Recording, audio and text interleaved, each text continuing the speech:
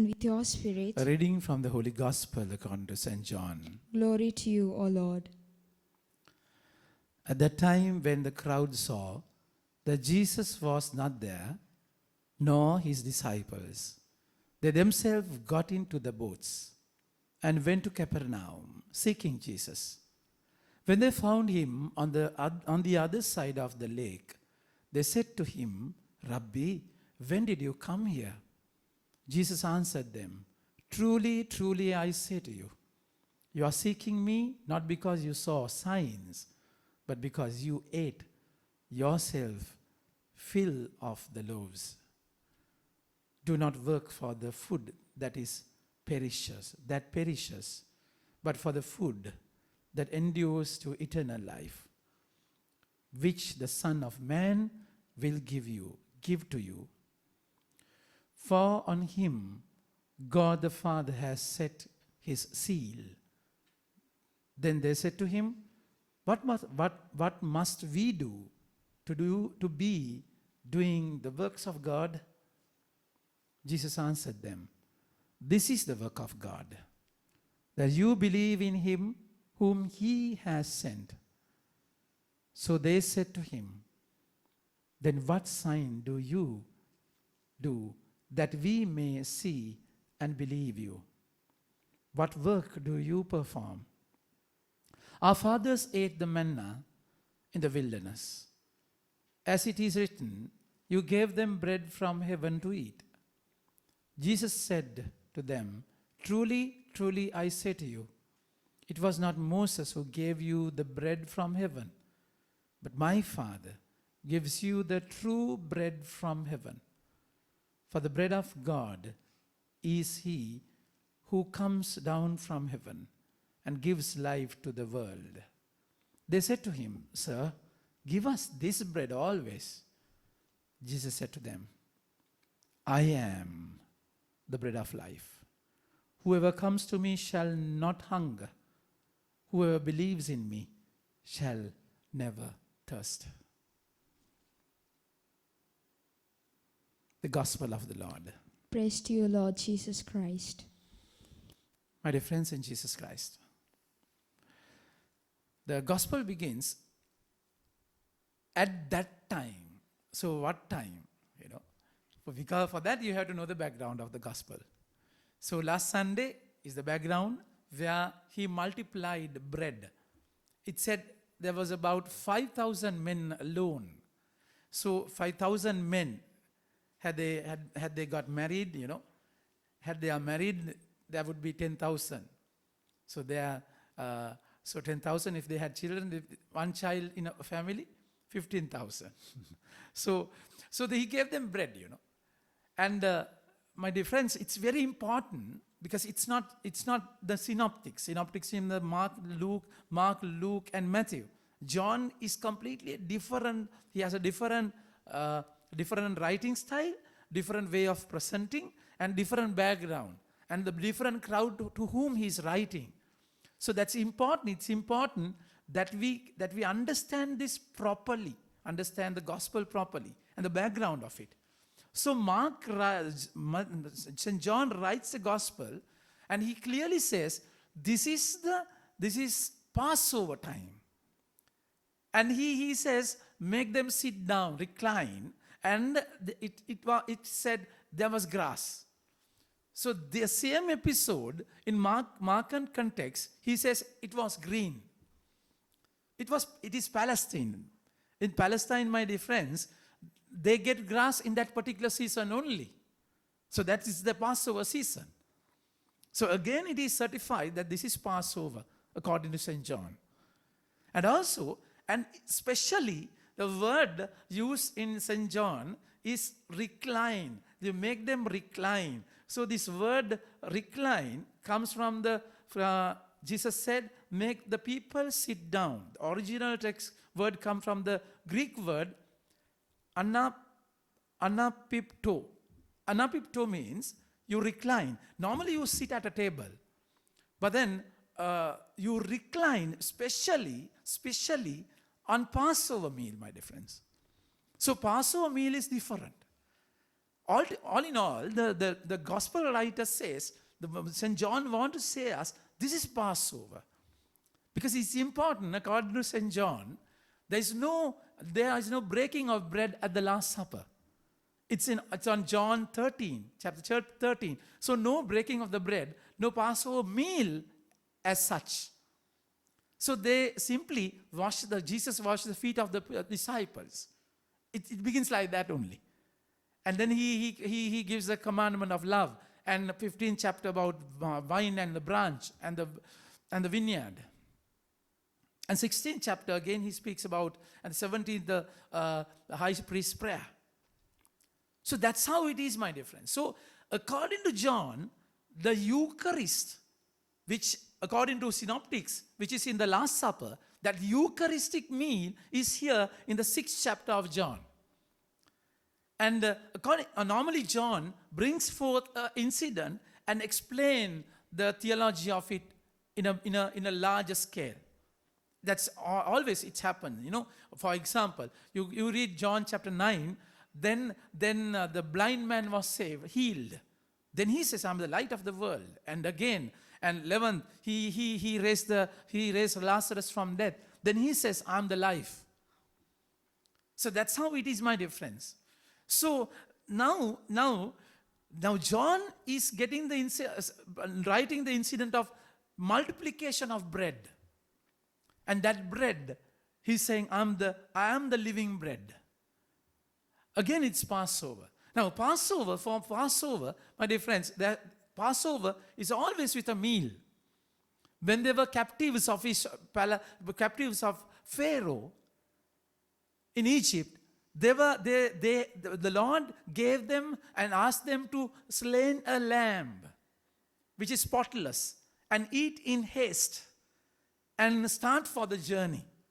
And take the blood of the lamb and apply it on the doorway, the eaves, and then the death of angel would pass over that house, particular house, who has applied the blood of the lamb.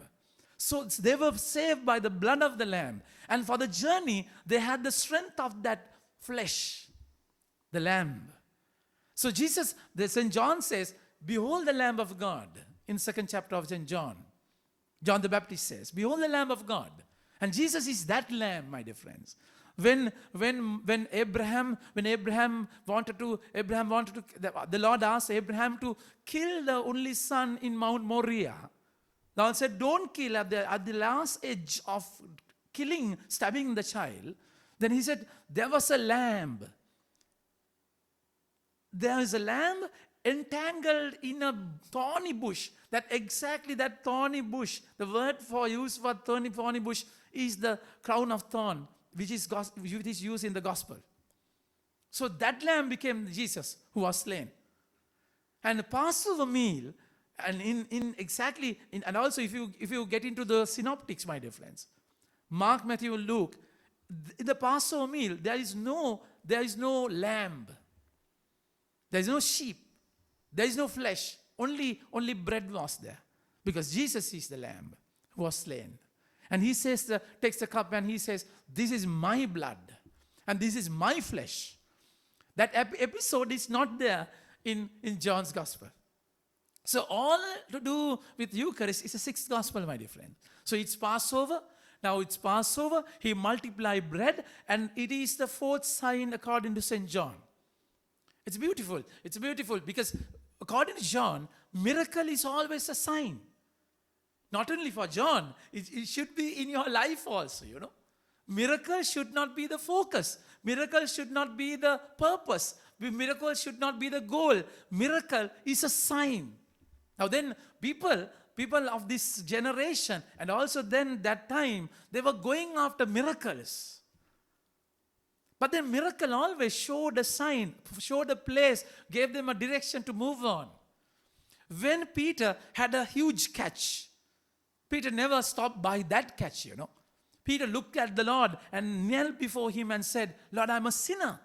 And then Jesus said, okay, come, we'll launch into the deep. And from the deep into the greater journey. And then he said, I will make you not fishers of I will make you fishers of men. Leave your boat, leave your net, leave your catch, and come follow me. So that's the depth of the profoundness of the calling, isn't it? So that's the reason, that's the meaning of the miracle, a sign. When Peter's brother-in-law was healed, she was saved to serve. She ministered Jesus and the disciples. You read Luke chapter 8, there were many women who followed him, and they were exorcised by the Lord, and they were healed. Many were healed. And Mary Magdalene for that matter, she had 7 demons within herself. She was saved, and now they are serving. They are not staying stagnated in the miracle. Miracle is a sign which shows them to move on. So this is the 4th sign. So if you get back to the Gospel of John, my dear friends, now the first sign is the wedding at Cana. Wedding at Cana, and he turned water into wine. Some say even Jesus started his new life with alcohol. There's nothing to do with alcohol, okay? Now people interpret like that only. So, but then wedding at Cana, and then we find we get into the 4th chapter of John, and where he 4th chapter, end of 4th chapter, he heals the servant of the centurion, and then at the pool of Bethesda, he heals the crippled man, and now the 4th sign, multiplication of bread. Multiplication of bread. So now he speaks, this is the new Exodus in the other way. New Passover. New Exodus. If you read John's Gospel, after multiplication of bread, my dear friends, he sent all the disciples to Capernaum, he sent the people away, and he was all alone praying to the Father. And so then he walks on the waters towards the disciples. Walking on the waters means crossing of the Red Sea in Exodus. Now he's not Moses, rather he's Jesus. Gave them bread from heaven. And now crossing of the Red Sea, and he's walking on the waters. And exactly, John wanted to say, this is a new Exodus. This is a new Exodus, new bread from heaven, not to cross the wilderness, rather cross this life to the new Jerusalem, which is heaven. For that you need this bread. You need this food from heaven for your spiritual nourishment. And that's exactly how that John is saying this is important. This is so profoundly important to have this bread from heaven. That bread is Jesus, my dear friends. So it's in this journey, the Lord is now people saw them. People were so inquisitive. They were so eager to find Jesus. Why? That's important. The Lord is saying, truly I say to you, you are seeking me not because you saw signs, but because you ate your fill of loaves. That's the reason. Now, why you are searching? What you are searching? What is your inner drive that controls you? This is important. So Jesus gave them the sign. Jesus gave them a sign, I'm the bread of life, and he gave them the sign. They missed the sign, isn't it? They all missed the sign. When the Zen guru wanted to show them the moon, he pointed his finger and said, look. He was showing the moon.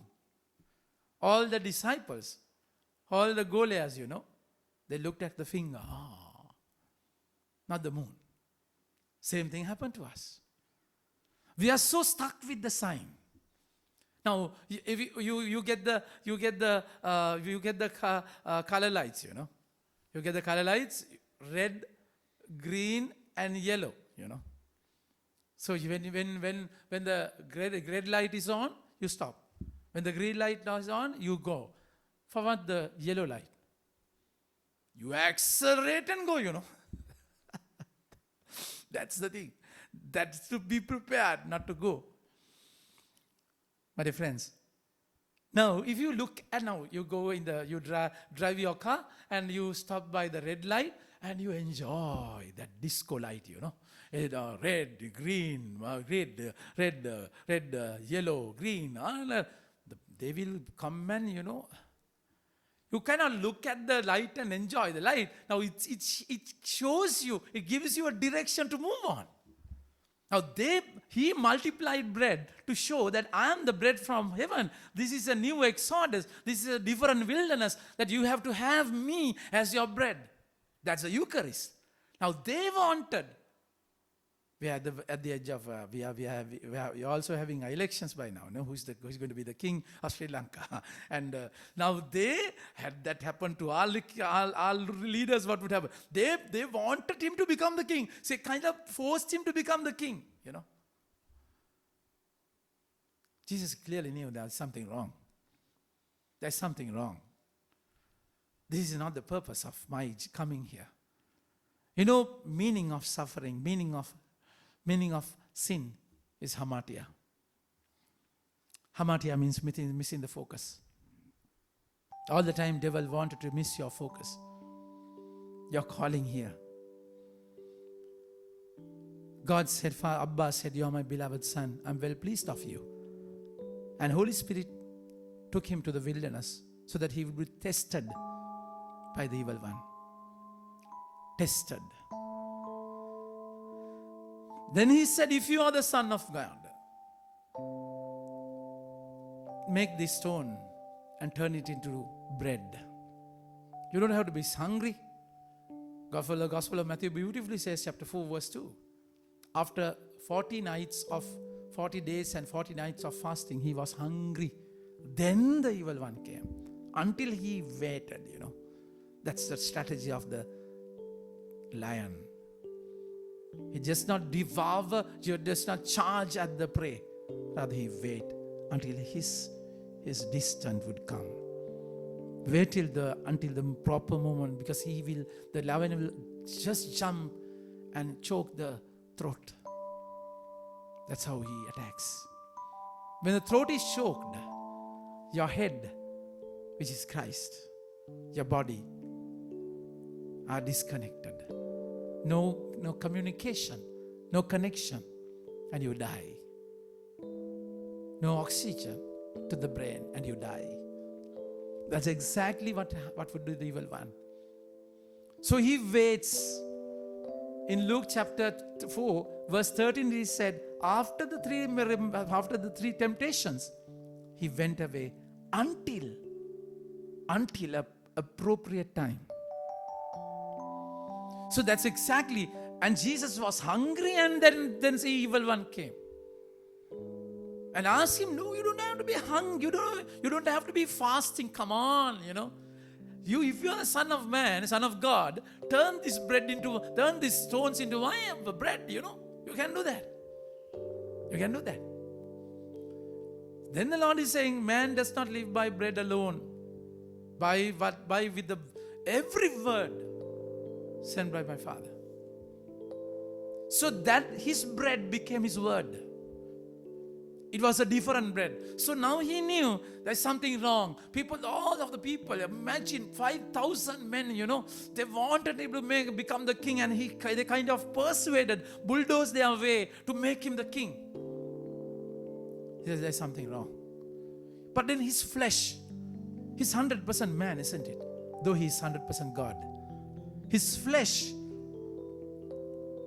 was provoked, tempted. He was tempted, isn't it? You read Hebrews chapter 4, verse 15. We have a high priest who is tempted in every possible way. You and I are tempted, but he never sinned. Temptation is different from sinning, isn't it? You don't entertain sin. Don't entertain them. One person came to the father, it's just a joke, okay?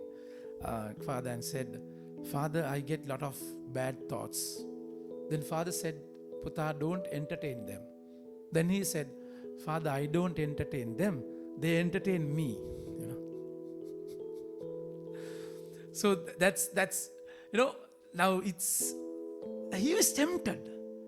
He's practically tempted. That's exactly why he wanted to go.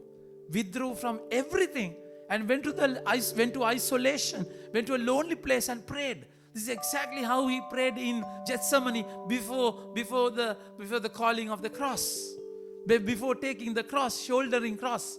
Then he said, Lord, Abba, if possible, take this cup away from me. That was his prayer. So he was tempted to leave the cross, isn't it? That's human. That's natural.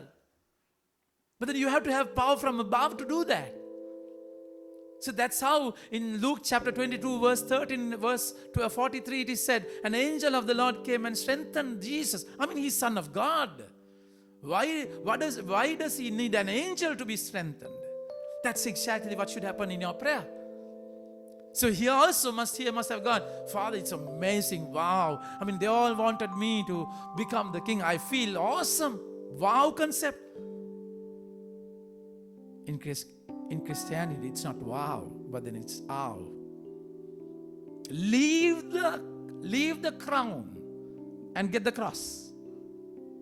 So that's how he came. He wanted this discernment. You and I, we can miss the point at any time, my dear friends. We can miss the bus, miss the focus. That's exactly why we have to have that continuous examination of conscience within ourselves.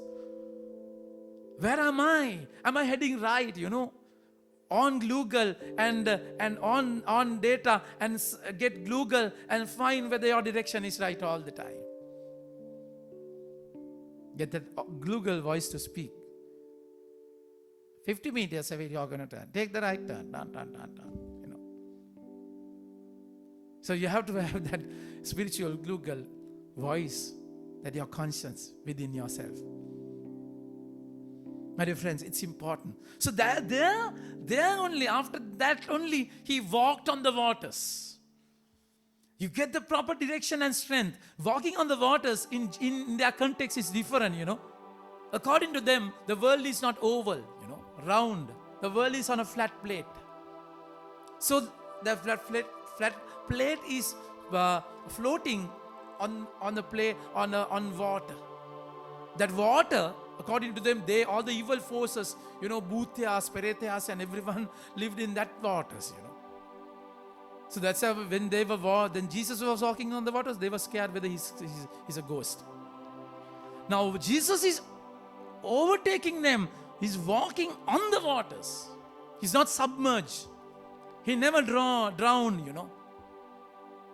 That's how when you pray and when you get strength. Now, my dear friends, that's exactly what we should do. You can miss the focus. Always we can mix up. In the first reading, in Exodus, see how the Lord wanted to take the exact inner self, the truth or the bitter, the pus within yourself. That's exactly why when there was a shortcut to the promised land, just 2 weeks, Just 2 weeks. By 2 weeks they could have reached the promised land.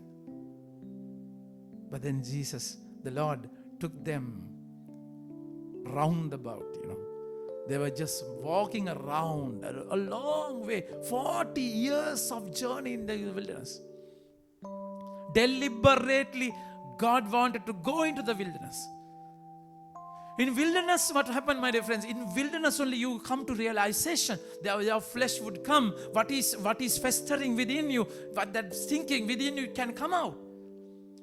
It's important that you just not the shortcut, in yourself, it's important that you get your inner brokenness out. The moment they were hungry and thirsty, they grumbled. Grumble is not a prayer, okay? You can ask and pray. You can throw your pain to the Lord. To whom else that we can do that? He's the most intimate person in my life. Jeremiah blamed him. It can happen. But then grumbling is something different. Grumbling is very negative, You make your complaining not out of love. You always jabber, grumble, always murmur. You're never, sometimes we people are like that. Whole throughout the marriage is a grumbling. I can't do that, I'm frustrated, I don't know how to do, I can't. It's all full pack of grumbling. No. It can be hard, but you can't grumble. It can be hard. You can, you can throw everything to the Lord, but can't grumble. Grumble does mean, grumble means that you are out of faith. Your faith is nowhere in grumbling. Think about it. Because you're hungry, because you're thirsty, that you think that God is dead.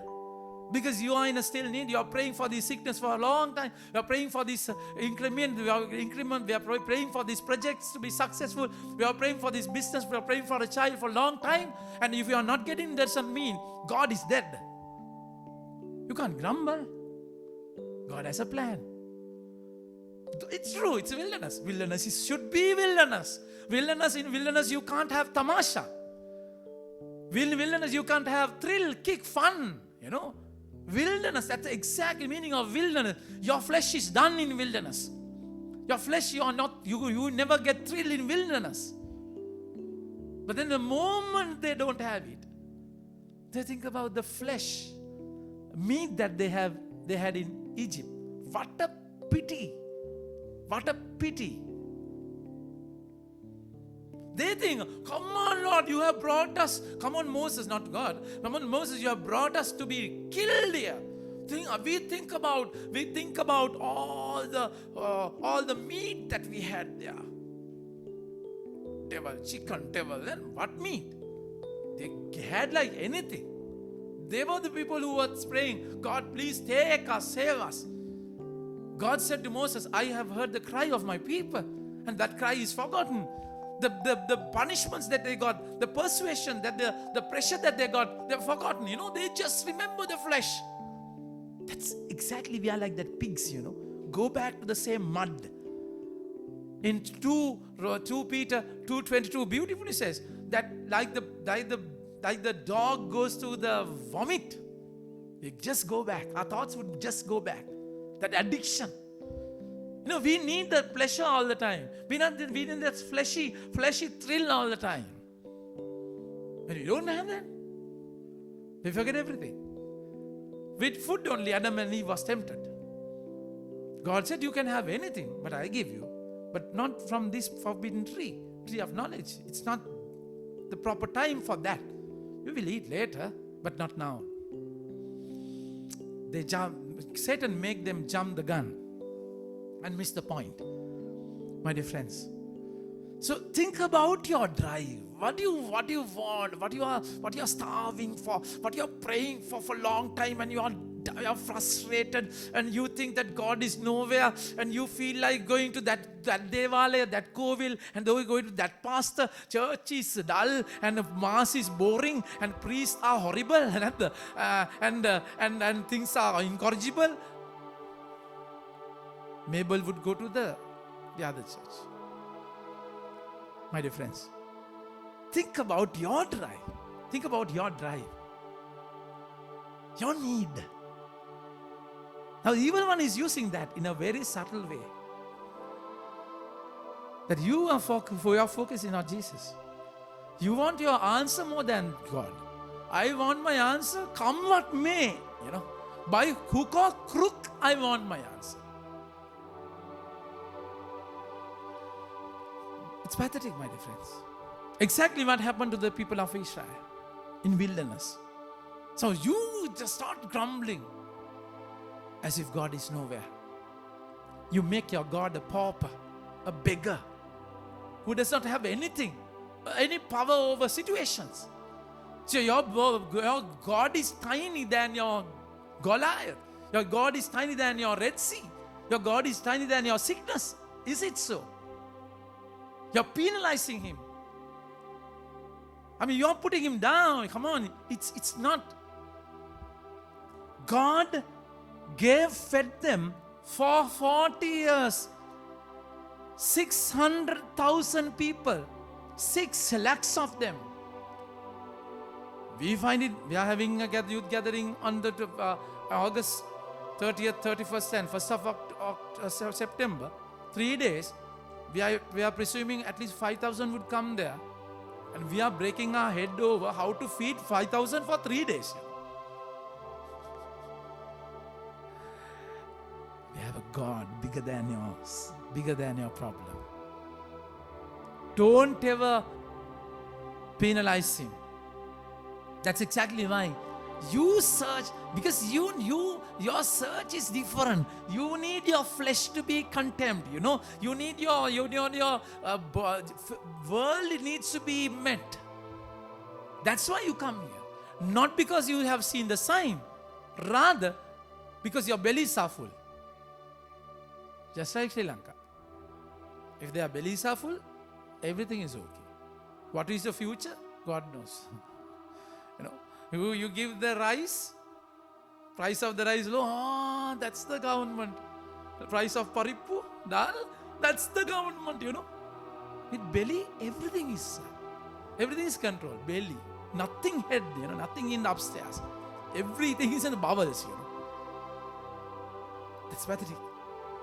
Now, that's not only food, It can be your thirst, hunger can be for consent, contentment. Hunger can be for pleasure, love, acceptance, popularity. You hunger for a like in the Facebook, isn't it? How many likes? How many follow? How many? One person said, my Instagram is blocked or something. I think, Facebook is blocked or something. Hacked or I have 1,000 followers. How to leave them? Follow, who cares about followers? Do they think about you and wait? Just a simple click of the button, finger. Now some of you greedy. You show your body, you fall so cheap for likes. How many views? Each one's thirst and hunger is different. Sometimes you hunger for acceptance, person, attachment, whatever it is. The Lord is saying you are hungry. You of course, that becomes a drive. So I just followed addiction course in Levala Retreat House for 5 days, just after ITHS retreat, my dear friends. It was a very thorough course where it spoke about alcohol and drugs, and also media addictions. We have a brain, in our brain, intellect, and part where emotions are controlled. There's in a simple language I'm saying, there's an animal brain within ourselves. They say it comes with evolution. That animal brain is still there. It seeks to feed. It seeks for sex. It seeks for fulfillment only. And then in danger, it flees, run away. That's the animal nature. Sometimes in alcohol, that animal brain is fed. Once you are addicted, you become an animal. Any addiction can make you an animal. So it's a sickness, it is said. So that need may become a drive within you. Now see, they went and they examined and they Google searched the area. Okay, Jesus was there and one boat was there. See, they are inquisitive. Jesus was there and one boat was there. Disciples were there. Okay, fine. Now only disciples went in one boat, in that particular boat, and Jesus never went. Crowd went the other way. Oh, how come Jesus? Where should be Jesus? And they called the boats and went to the place. They had the multiplication of bread. And then he was not there. Then they were going to Capernaum. And then he found him. And how come you never? Jesus says, you search me with ulterior motives. Ask yourself, why you are a Catholic? Why you pray? Why you come from us? Why? Do you want answers of Jesus or do you want Jesus? The gift has become bigger than the giver. It's sad, my dear friends. It's very sad. So that's exactly why the Lord is saying, you come not for the sign. Another place he says sign is a miracle. You are a wicked generation because you want signs, you want miracles only. That's a different level. Now here this miracle is a sign. So you grab the sign, you get the meaning of the sign and you move on. So that kind of need, if you want to quench your thirst, satisfy your hunger in the worldly way, it will happen, my dear friends. But it will make you more thirsty. You get the best brand of gin or vodka or something. You drink it, you will same intoxication. You drink kasippu and you drink vodka. So that intoxication is different or what? In vodka, you know, in a decent way, you will have the intoxication. In kasippu, both are the same. Same intoxication. Same filth that you speak, Vodka does not mean it does not give you any difference. The same mental mind, brain function is disturbed in the same way. So you eat from the best hotel. Today evening we have a dinner, no? Dinner, wedding, homecoming. So we are going to have a dinner in a best hotel, and dry fish and sambal, same way you feel. Sometimes your mind is feel. Again you will be hungry. Even for sex, or even the worldly physical pleasure. It won't end. You want more. You want more. Today you have, and tomorrow you get more. It will never quench you. That's exactly why the Lord is saying, I am the bread of life. Whoever comes to me shall not hunger. Whoever drinks from me shall never thirst. You read John chapter 7 verse 37, my dear friends. At the temple festival, he got up and said, those who are thirsty, come to me and drink from me. According to the scriptures, those who drink from me will have springs of living water. Samaritan woman in John chapter 4, she had 6 relationships, 6 men in her life who never satisfied her. The Lord is saying, you drink from this well, you will be thirsty again. But I will give you living water. So that's Jesus, my dear friends. That's Jesus. That He's the 7th man in her life who completes his life, her life. From them, the living water would spring up, You read Isaiah chapter 55 verse 1 onwards. Come to me, those who are weary, thirsty, hungry. Come to me, drink from me. Why you waste money for which does not satisfy you? Why you crave for the things which is not food? Come and listen to my word and fill your heart, fill your life. Be content and satisfied. In multiplication of bread, it is beautifully said, they were satisfied. Satisfaction happens in your mind. It's a very spiritual thing. You can be thrilled, ecstasy, but then never satisfied. Satisfaction only God can give you. Even in your marital life, even in your ministry, everywhere, only He can give you satisfaction, not people or things or acceptance or anything else.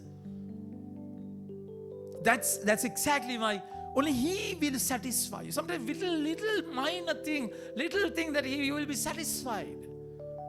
Only He can satisfy you. So my dear friends, now the Lord is inviting, come to me. If you have a drive, identify it. Don't go into the Broadway, highway. Of course, it is very visible, very touching, very appealing, exciting. But then I will give you the true water. I will give you the true bread. And that's my life. Only He can satisfy you, my dear friends. So today, it's an invitation for you and for me. Identify your thirst. Identify your thirst. And how St. Paul, how St. Paul he had a drive. He got into this back of the horse and went to Damascus to kill Christians, because they were sacrilege making. It was a sacrilege for them to worship this young man called Jesus from Nazareth, and they were venerating him. And so he had a drive for the Mosaic law, that urge. God broke him, and he became a spring of that living water. That's the third mission on his journey, my dear friends. He went to Ephesus. In Ephesus, he started converting them. And he built that church, a community there. And he came back to Rome. After 10 years, he was imprisoned, my dear friends. And then he heard they are falling away from their faith. That's exactly how he is writing the letter to Ephesians. In letter to Ephesians, he's beautifully saying,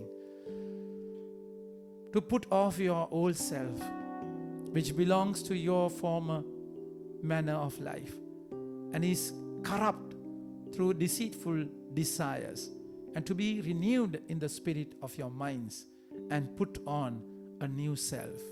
Put on your new self. So think about your old self.